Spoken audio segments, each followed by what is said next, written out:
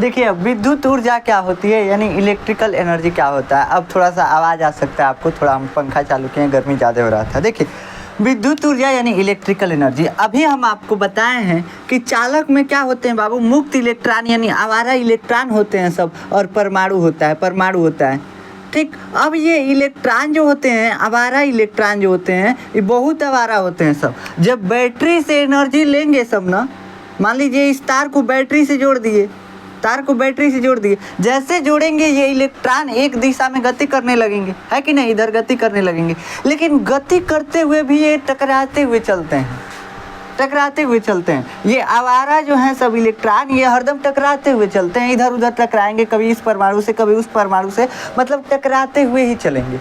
और कहाँ से ऊर्जा लिए हैं, बैटरी से ऊर्जा लिए हैं। तो चलने के लिए हैं बैटरी से ऊर्जा, और वही ऊर्जा ये टकरा करके खर्च कर रहे हैं। अब मान लीजिए हम आपको खूब तेज ढकेल दिए, आप जाके दिवाली में लड़ गए, तो जो हम ऊर्जा दिए वो आप दीवार में ट्रांसफ़र कर दिए, है कि नहीं। तो वैसे इलेक्ट्रॉन जो है ये भी वही कर रहा है, बैटरी इसको ऊर्जा दे के ढकेल रहा है, लेकिन इलेक्ट्रॉन जा परमाणु से टकरा रहा है।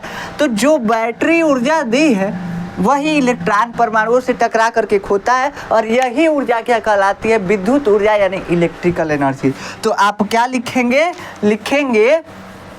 कि चालक के मुक्त इलेक्ट्रॉन बैटरी से ऊर्जा ले करके, क्या लिखेंगे, चालक के मुक्त इलेक्ट्रॉन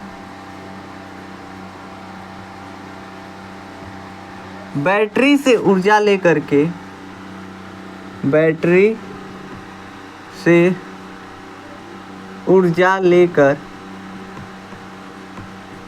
गति करते हैं, गति करते हुए चालक के परमाणुओं से टकराते हैं। एक बार और अभी हम समझा दे रहे हैं आपको, परमाणुओं से टकराते हैं।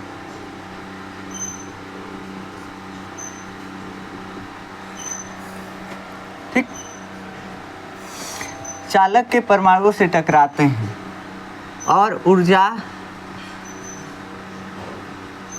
ऊर्जा खोते हैं।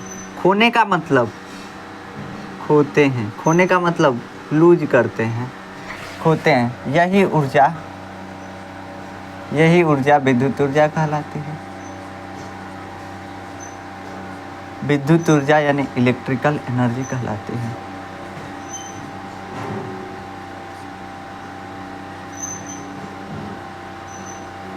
विद्युत ऊर्जा कहलाती है।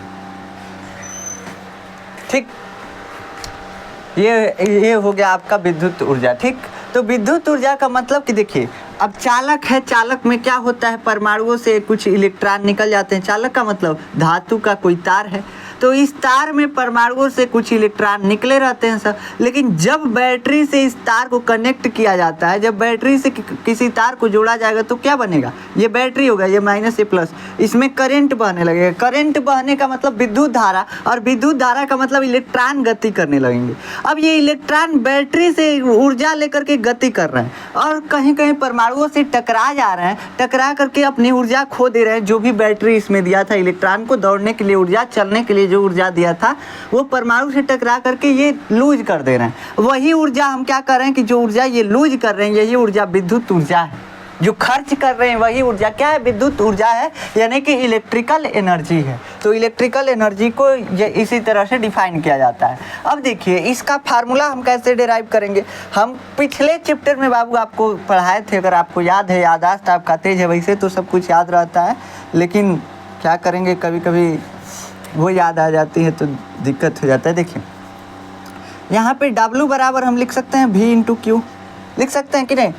V बराबर क्या होता है, W बाई क्यू। वोल्टेज जो होता है, विभव का फार्मूला बताए थे, विभव बराबर कार्य बट्टा में आवेश, यानी एकांक आवेश को विस्थापित करने में जो कार्य करना पड़ता है किसी बिंदु पर ले जाने में, वही क्या कहलाता है, वही कहलाता है विद्युत विभव। और इसका फार्मूला ये होता है, हम पिछले चैप्टर में पढ़ाए थे, V बराबर W बाई क्यू। अब यहाँ से लिख सकते हैं W बराबर V क्यू, क्यू को इधर गुणा कर दीजिए।